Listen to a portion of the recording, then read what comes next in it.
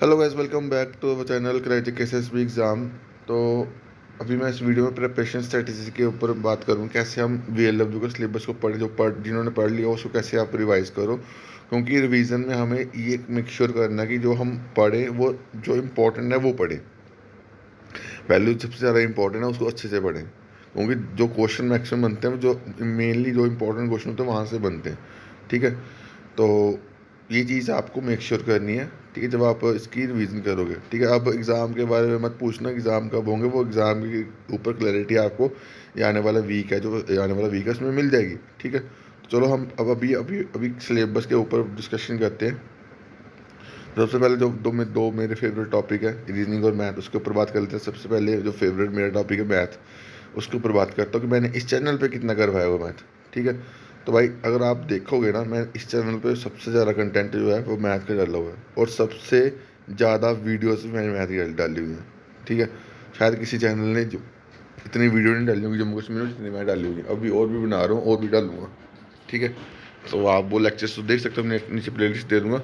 ठीक है, अब इसमें मैंने कौन कौन से टॉपिक अभी अच्छे से नहीं करवाया वो मैं करवाऊँगा इस हफ्ते इस वीक मेरा जो प्लान रहेगा वो ये है। होल नंबर, डेसिमल, फ्रैक्शंस, इसके बारे में। ठीक है, प्रॉफिट लॉस डिस्काउंट ये भी इंपॉर्टेंट है, मिक्सर एलिगेशन ये भी इंपॉर्टेंट है, पार्टनरशिप ये भी इंपॉर्टेंट है। ठीक है, ये टॉपिक मेरे फोकस में रहेंगे। ठीक है, बाकी मैंने एवरेज करवा दिया हुआ, इंटरेस्ट सिंपल इंटरेस्ट करवाया हुआ, कंपाउंड इंटरेस्ट करवाया हुआ।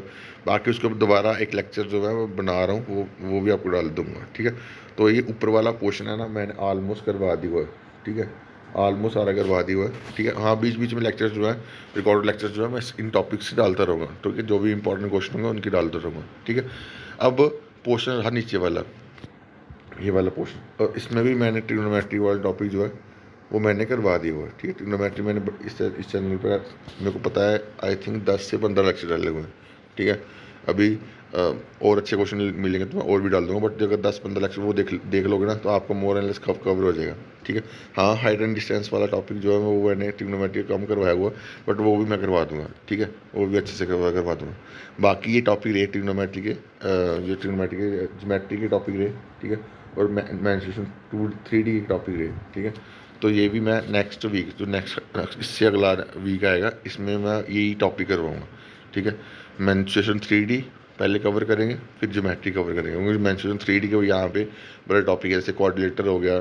ठीक है, रेगुलर पॉलीगन्स, उसके बाद क्या आंसर रेगुलर सिलेंडर। ठीक है, तो ये सभी टॉपिक्स जो है वो मैं पिछले इसके आने वाला हफ्ता, ये जो आने वाला हफ्ता है उससे आने वाला अगला हफ्ता है उसमें मैं कवर कर दूंगा। ठीक है, तो आपको मैथ ऑलमोस्ट कवर करवा दूंगा। ठीक है, अब बात रही रीजनिंग की। ठीक है, अब रीजनिंग के भी मैं लेक्चर्स जो है आपको रिकॉर्डेड लेक्चर्स जो है इस आने वाले वीक में मैं आपको प्रोवाइड कर दूंगा। ठीक है, आज ही मैं आपको नंबर्स एनालॉजी का लेक्चर जो है अपलोड करूँगा। ठीक है, और हो सका तो कोडिंग डिकोडिंग का भी नंबर एनालॉजी का लेक्चर तो आएगा एक लेक्चर तो आएगा। ठीक है, तो बाकी इसमें कुछ भी नहीं है, सिर्फ लॉजिकल रीजनिंग आपको अच्छे से करनी है, लॉजिकल मेंटल रीजनिंग, बाकी ये कुछ भी नहीं लिखा हुआ। ठीक है, ये लॉजिकल रीजनिंग में सब कुछ आ जाता है। ठीक है, फिगर बेस्ड क्वेश्चन जो आते हैं, वेन डायग्राम वाले क्वेश्चन आते हैं, एंड जब मिरर इमेजेस वाटर इमेजेस वाले क्वेश्चन आते हैं, तो आपको जनरली पढ़ना है जो एग्जाम बाकी एग्जाम में आता है ना, जैसे एसएससी एग्जाम में आता है, मोर और सिमिलर आपको इस एग्जाम में दिखेगा। और इस एग्जाम का क्या पैटर्न, कैसा क्वेश्चन आएंगे उसका पैटर्न आपको पता चल जाएगा। अभी 8 अक्टूबर को जो पेपर है, ठीक है, उसका जो सिलेबस है वो डिट्टो ऐसा ही है। ये जो आपका सिलेबस दिख रहा है वीएलएल वो डिट्टो वैसा ही है। ठीक है, अब इंग्लिश में क्या पढ़ना है, इंग्लिश में कुछ ग्रामेटिकल टॉपिक्स हैं, उसको आपको अच्छे से पढ़ना है, जैसे टेंसेस, नरेशन, मॉडल्स, आर्टिकल्स। ठीक है, उसके बाद प्रीपोजिशन, एक्टिव पैसिव वॉइस, ये कुछ 4-5 टॉपिक हैं। और एरर करेक्शन, ये 5-6 टॉपिक हैं, ये आपको अच्छे से पढ़ना है। और इन 6 टॉपिक्स में से अगर आप इसको 20 मार्क्स की है आई थिंक ये इंग्लिश, 10 मार्क्स का आपको ये ग्रामेटिकल क्वेश्चन आएगा, 10-12 मार्क्स का, और 7-8 मार्क्स आपको वोकैब बेस्ड क्वेश्चन आएंगे। ठीक है, जिसमें आपका क्लोजेस हो गया, फिर आपके फिलअप हो गए। ठीक है, रीअरेंजमेंट होगी। ठीक है, सेंटेंस करेक्शन होगी। ठीक है, तो ये आएंगे। ठीक है, बाकी मैं कोशिश करूँगा यार इसका भी छोटे छोटे लेक्चर जो है आपको डालता रहूँ, बट अभी मैं इसके ऊपर फोकस नहीं करूँगा इंग्लिश के ऊपर, क्योंकि मैं ऑलरेडी बड़ी सारी चीज़ों में फोकस कर रहा हूँ। ठीक है, करंट अफेयर और बाकी सारी चीज़ें। ठीक है, तो सेंटर स्पॉन्सर स्कीम के ऊपर मैंने ऑलरेडी PDF डाली हुई है टेलीग्राम पे, आप वो देख सकते हो। ठीक है, बाकी इसमें ये जो नीचे वाला टॉपिक है वो ये तो पढ़ने हैं। उसके बाद ये GND में हिस्ट्री, इकॉनमी, जोग्राफी, ये सारा पढ़ना। यूटी वाला तो सारा अच्छे से पढ़ना है, यहाँ से कुछ भी पूछ सकता है। ठीक है, ये मत छोड़ना। बाकी भी पढ़ना, बट ये मैं आपको बता रहा हूँ इंपॉर्टेंट चीज़ें, ठीक है, जो आपको रिवाइज करने डेमोग्राफी, साइंसिस, ट्रांसपोर्ट, ये ठीक है, ये 4 टॉपिक, ये यहाँ से भी क्वेश्चन पूछेगा, ठीक है। इंपॉर्टेंट रिवर्स, उसके बाद ये कल्चर, ये यहाँ से इंडियन कॉन्स्टिट्यूशन, ठीक है, ये इंपॉर्टेंट टॉपिक है जो मैं बता रहा हूँ। इन्वायरमेंट, ठीक है। बट ये एक जीके वाला सेक्शन जो है ना, इसको आपको अच्छे से टाइम देना पड़ेगा। अगर आप अभी से अगर आप 2 घंटे देने शुरू करोगे, तभी आपका ये टॉपिक जो है आप पे कवर होंगे, ठीक है, क्योंकि ये टॉपिक बहुत बड़े हैं, ठीक है।